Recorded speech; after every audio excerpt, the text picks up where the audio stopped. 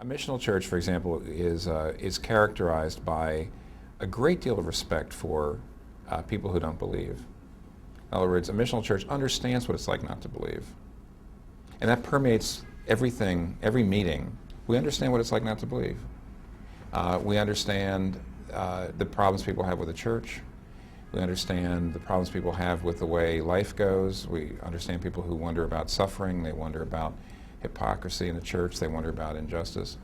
So because we understand that, the way the preaching goes, the way conversations happen in small groups, non-Christians can be there and not be offended by all the cracks about non-Christians, or not offended by statements about homosexuality, statements about other religions. They're not offended, and secondly, they're not totally confused.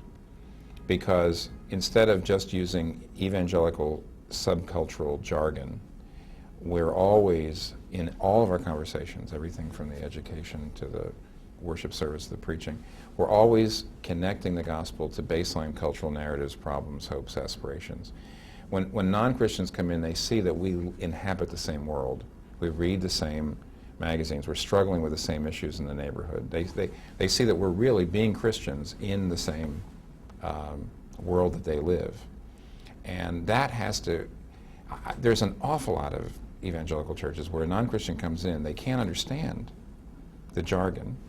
They see an enormous us-them mentality. You know, there's us good people and there's you bad people.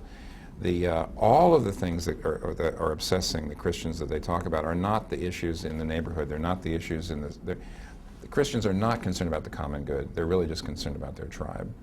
So when a non-Christian comes in and they hear all this talk, they're confused or offended and they're out. That's not a missional church.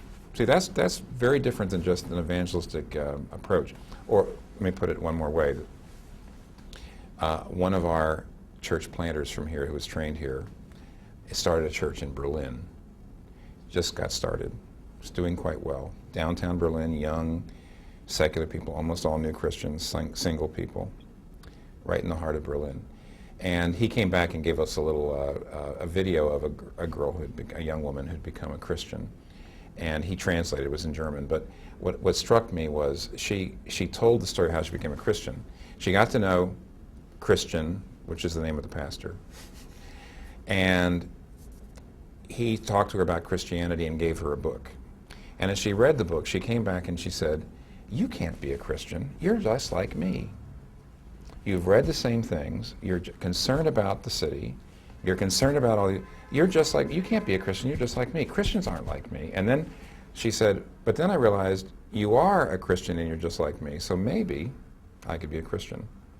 Now, in other words, she saw that he had similar sensibilities. He was truly German. He was young. He was hip, actually. But he was also concerned about the same problems she was in the world, and he was addressing them with Christian resources. And I think an awful lot of non-Christians listen to Christians talking about the problems of the world, and they're a whole different set of problems. They don't hear Christians concerned about the same problems they're concerned with. When non-Christians see Christians addressing the common good and the problems that we all face as co-citizens in the world, using Christian resources, therefore maybe the people won't agree with us, but at least they see that we have the same heart. Then they can identify. They say, well, maybe I could be a Christian too. But honestly, I think most non-Christians, when they see what Christians are obsessed with, they can't even begin to relate to them.